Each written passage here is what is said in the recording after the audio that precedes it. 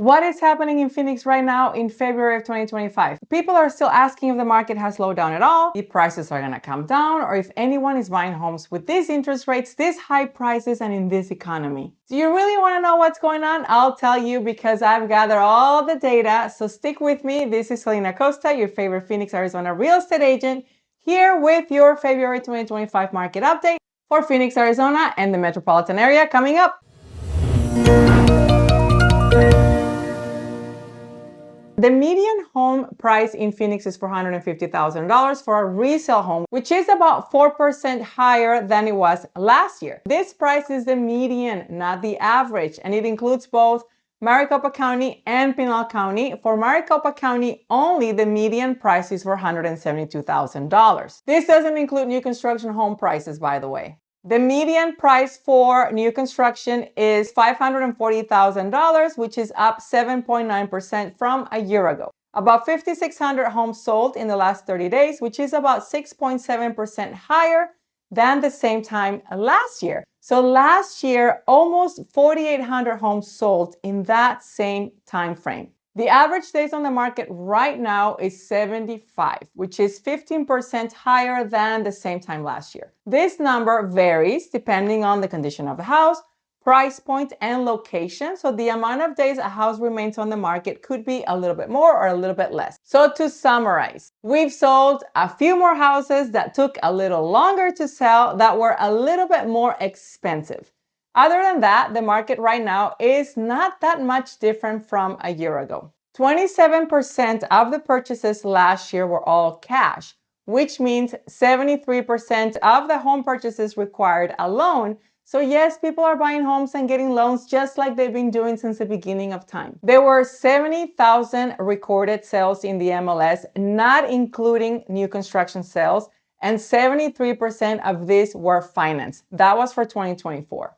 If we look at where the majority of the houses for sale fall in terms of price, this graph is very telling. The vast majority of sales in the valley happens between $400,000 and $800,000.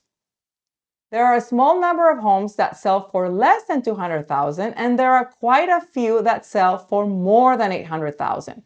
But this covered a huge range all the way to $32 million. These are the houses right here. Most of the wealthy residents live in Maricopa County.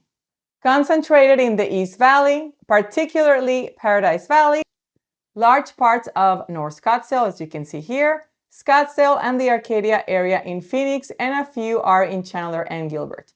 Over the last 3 months, we have seen a large increase in the average sales price, but almost no change in the median price. We also have seen strong increases in the average price per square foot. Now, the average price has gone up far more than the average home size, again, due to the impact of the luxury market. Because expensive houses have been selling really well lately, this affects the average price and can make it a little skewed.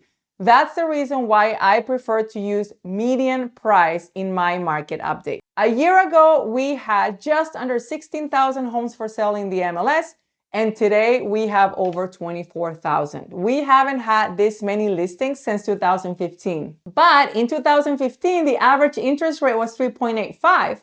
So I think it will be very interesting to see how quickly all this new inventory gets absorbed with our current interest rate sitting at 7%. Also, in 2015, the median home price in Phoenix was around $215,000. Remember those days? Versus the $450,000 that we have now.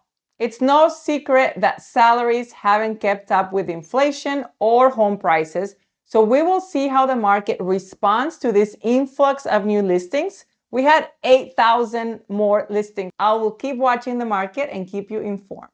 Despite a weak market in the low end and in the mid-range, the top of the market is keeping both volumes and prices above where we might expect. Homes about $4 million are selling really well. Having said that, the new home market slightly fell again in the last 30 days to 22.5%, which is down from 23% from a year ago. For the last, I would say, 2.5 years, the new home market has been the easiest place for buyers to find relief, to find mortgage rate buydowns, and other incentives, and this kept new homes demand afloat. But this advantage has been whittling away over the past 6 months for whatever reason. Remember, location is the most important factor in real estate, and new construction homes tend to be in the outskirts of town or in areas that are considered out of the way or perhaps not very desirable. So that might be a reason why the new home sales slow down lately. Sellers of existing homes can play that game too.